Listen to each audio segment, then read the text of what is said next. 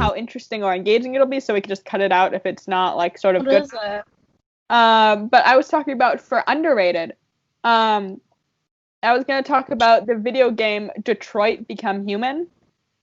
Because it is one of the best video games I have ever played. Like I'm going to assume you don't know what Detroit Become Human is, so I'm going to explain it to you. It centers around 3 main characters, so you play from 3 different perspectives.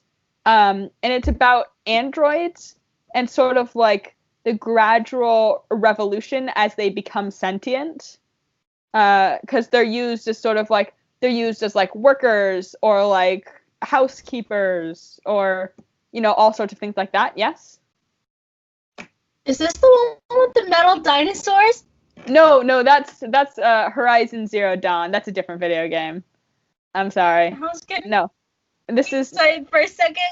Oh, I'm sorry. Yeah, I don't know like the whole plotline to Horizon Zero Dawn, but it's sort of like something really big. Like some scientist made a bunch of like metal dinosaurs that like got sort of out of hand, and so then to try and destroy them, they did something else, and so then like I don't know, like they essentially like destroyed civilization as they know it. So then a bunch of like tribes sprung up, so now people live in like tribes again. They're metal dinosaurs. I know. I didn't catch any of that. Who doesn't love a good old metal dinosaur? Well, they try and eat. They try and kill you. You know, what an honor. They're actually, I play Horizon on the easiest setting because I, suck at video games. I like them, but they're fun, but I'm not very good at them. So I play it on the easiest setting. And the easiest setting is like kind of ridiculously easy.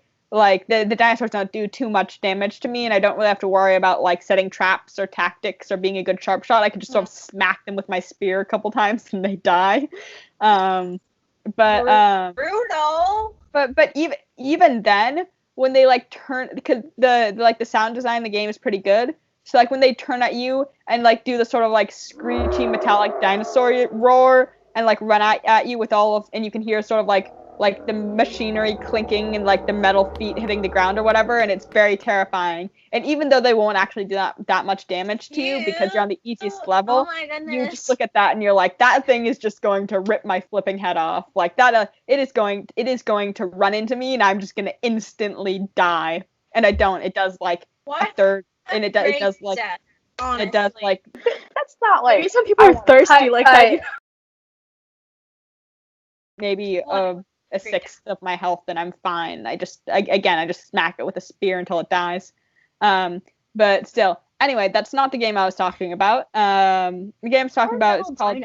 Jeez, they like. You're really hung up on the metal dinos thing, aren't you? Also, your visuals. I don't know if you guys can hear this, but mine is frozen. Yeah, your visuals have frozen. So, Detroit Become Human is set in Detroit. I don't know several years in the future. So androids are sort of like a thing, and androids are robots that look essentially identical to humans, if you didn't already know that. And they do a whole lot of they do lots of various jobs. They're housekeepers, they're workers, they're they do all sorts of things, right? And they have no rights because they're machines. Except there's a defection. They have there's an error in their code that makes them behave as though they were it makes them sentient, right? There's some sort of mechanical explanation for it. I don't remember what it is, but it effectively makes them sentient. And this is called becoming deviant when an android becomes sentient. And anyway, so androids are becoming sentient, and then they want rights, right? They want to be treated as actual human people because they have become actual human people. And so then they have a revolution. And so that's sort of what the game's about. And you play from 3 different perspectives. One, and the general favorite of the bunch is Connor, the android sent by CyberLife. He is a prototype android, and he is a detective android. So he goes around sort of solving various android-related crimes, which you can. Yes, Connor. There's a good amount of appreciation for said Connor in our group. He's the best. But so you can imagine how him and his detective role sort of can tie up while like the android revolution is going on, because androids are like running away from their owners or like hurting people. They're like trying to escape this sort of like oppressive position they've been put in. The second android that you play as her name is Kara. She is a housekeeper android, and she's a housekeeper android for a father and daughter, except the father is like an abusive piece of crap. So she deviates in order to protect the daughter and escapes with her. So that sort of shows. Does she beat him over the head with a broomstick? Does she? No, she doesn't. Depending on what choices you make, she can shoot him though. That's what I the first time I played. I was yes. I didn't get to actually no, I think that's false. I think I didn't the second time I played I shot him. The first time I played I didn't hide soon enough, so I had to like grapple with him, and then the two of us escaped, and it was very tense. Anyway, so the first section, Android Connor, through him you sort of see sort of like the legal, or the more like from the authority side of the whole revolution. Kara and Alice, who's the name of the little girl, they spend their entire time trying to cross the border and get to Canada, because androids are illegal in Canada. Like there isn't sort of like the sale of androids or whatever. Therefore, they're not oppressed. Does that make sense? Yeah. So androids, they would be free if they got to Canada. So they spend their entire game trying to get there. And there you see sort of like the humanitarian side of this entire conflict, because depending on how poorly things go, like some really bad things can happen to them, some really tragic things. But that's sort of like, it sort of gives you a glimpse of what the everyday android is trying to sort of like go through. My bad. Sort of like how they're trying to escape, so which makes you super empathetic for like the android people trying to rise up. And the third and final character you play as is an android named Marcus, who was specially designed, and he is essentially Robo-Jesus. He leads the revolution, so through him you can decide whether you want to be peaceful or like violent, like how you want to go about things, which will sort of determine overall how the game ends.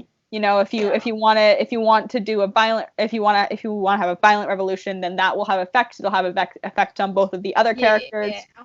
Sort of like how you play as each of the characters changes the entire story, but most so for Marcus, since the way the android revolution goes down changes everything else, right? So it's sort of 3 different perspectives on the same events happening, and everything. And it's like all massively multi-choice. So it's sort of like there are like the dialogue options you pick, or like the actions that you do can change like the effects of the story. And there are lots of different paths the storyline can go down. So it's sort of like you can get Heather. Yeah. Yes. What? Are you being sponsored to say this? No, I really like the game. It's I wish they would. They should definitely pay. No, it's a really good game, and I really liked it. It's very good, because I really like video games, but I also really like video games. Frozen again. Center around. Sorry, is that better? You're not frozen anymore. See me? I can see you. I can see you. Can you hear me? But I really like video games that are sort of like centered around a story, and this entire video game is story based. It's a really good story, which I like. And the character, like the fact that it's all sort of like heavily choice based, means you still have like a huge influence on the game, even though it's so heavily story based. And it doesn't have, while there definitely is like gameplay and stuff, right? You have to like do things. It's sort of like, I don't know. But I really like it. I super enjoyed it.